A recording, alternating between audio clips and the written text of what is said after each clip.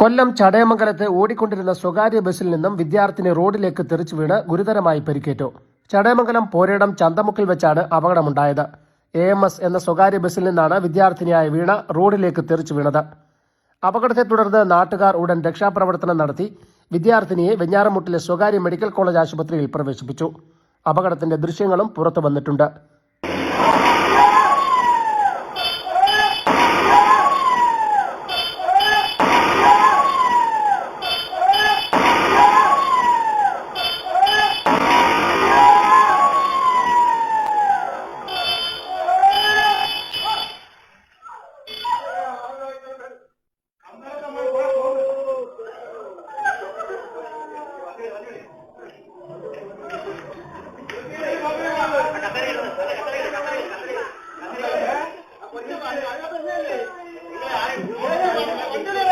News bureau, Pathanapuram.